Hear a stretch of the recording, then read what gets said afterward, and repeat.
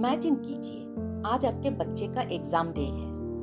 आपका बच्चा बहुत मेहनत करके पढ़ाई किया है, बस आपको प्राउड फील कराना चाहता है। लेकिन जैसे ही क्वेश्चन पेपर डेस्क पर आता है, उसका माइंड ब्लैंक हो जाता है। उसे सिर्फ आपकी डिसअपॉइंटेड लुक दिखती है, जैसे कह रही हो not good enough. Panic set हो जाता है। फिर वही कहानी, जितनी मेहनत भी कर ली हो, वे फ्रीज कर जाते हैं और अपना बेस्ट परफॉर्मेंस नहीं कर पाते। मन ही मन वे समझ जाते हैं कि अच्छे मार्क्स नहीं आएंगे, और जब रिजल्ट का दिन आता है तो घर लौटने के बजाय वे सोचते हैं कि कैसे आपको अवॉइड किया जाए। अब सोचिए, रिपोर्ट कार्ड डे, बच्चा धीरे से घर आता है, मायूस सा चेहरा, आंखें झुकी हुई, एक शीट हाथ में पकड़े। आप एक नजर उस मार्क्स पर डालते हैं और बोल देते हैं, फिर से कम मार्क्स आए हैं। तुम बिल्कुल मन लगाकर पढ़ाई नहीं करते, तुम्हें सीरियसली पढ़ाई करना पड़ेगा।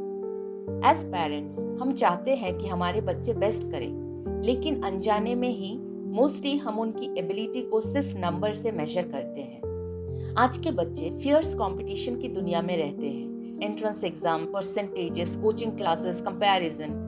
आइए देखते हैं एज पेरेंट्स हम कैसे इस प्रेशर से नेविगेट करें। Welcome to mindful parenting. अगर आपने मेरे चैनल को अभी तक सब्सक्राइब नहीं किया है तो वीकली वीडियोस के लिए जरूर सब्सक्राइब करें। जब हम एकेडमिक प्रेशर की बातें करते हैं तो इसे केवल पेरेंट्स के नजरिए से देखना गलत होगा। सच में माइंडफुल पेरेंटिंग करने के लिए हमें बच्चे की एंगल से भी समझनी होगी। 1. Motivation is the key. मैं खुद एक मिडिल क्लास फैमिली से आई। बचपन में हमारे लाइफस्टाइल बहुत ही ऑर्डिनरी थे। Nothing fancy, nothing एक्स्ट्रावैगेंट।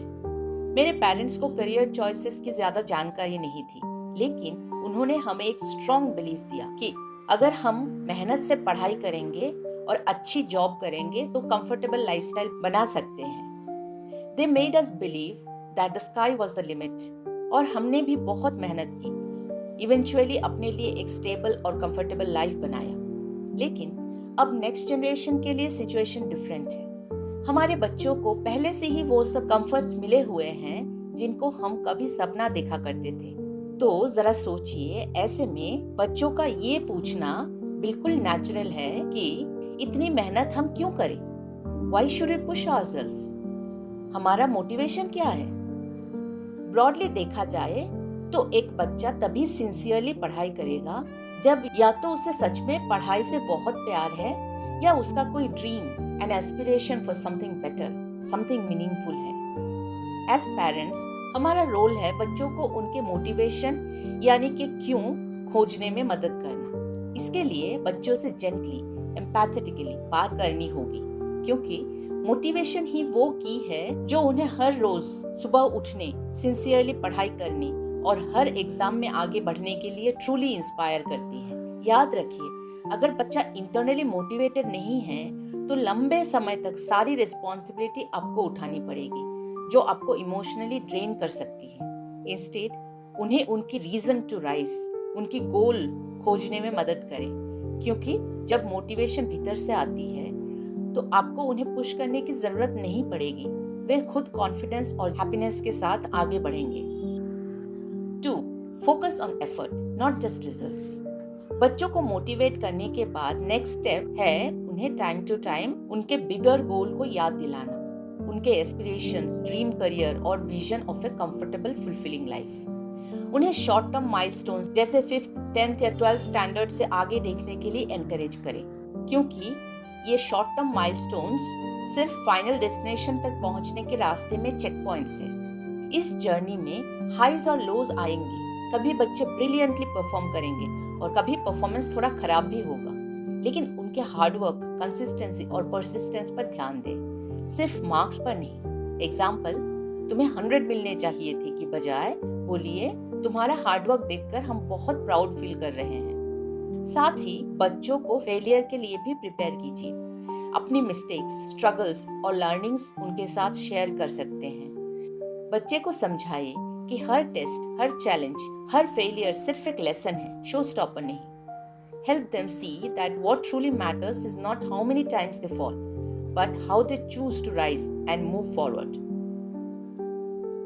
3. Be the role model you once needed. जरा सोचिए, आपके ग्रोइंग ईयर्स में आपका रोल मॉडल कौन था?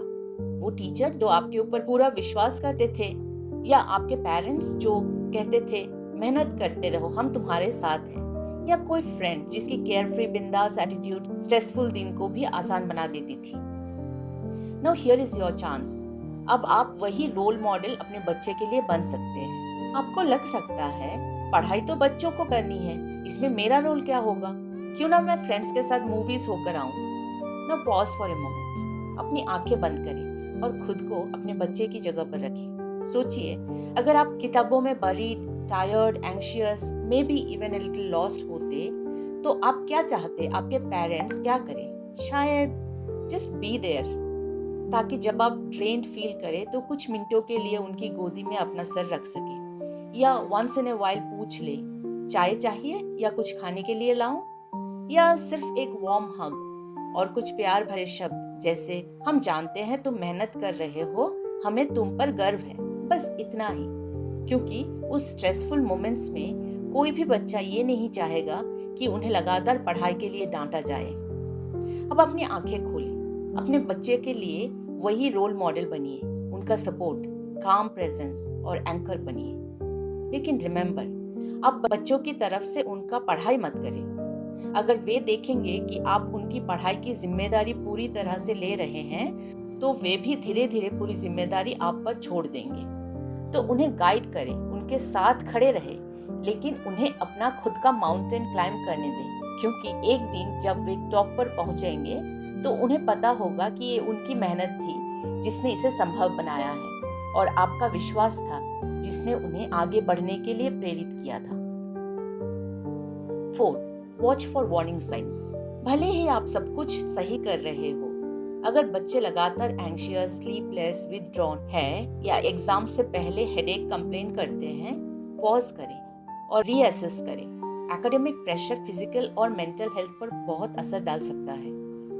जैसे जैसे बच्चे आगे बढ़ते हैं, प्रोजेक्ट्स, एग्जाम्स, कॉम्पिटिशन्स दबाव बढ़ाता है। भले ही बच्चे हमेशा ये ना कहे कि वे टायर्ड फील कर रहे हैं, आप उनके बिहेवियर में इरिटेबिलिटी या फैटिग का साइन देख सकते हैं। ये आपके लिए संकेत है कि आप स्टेप इन करें, not with more pressure but with presence.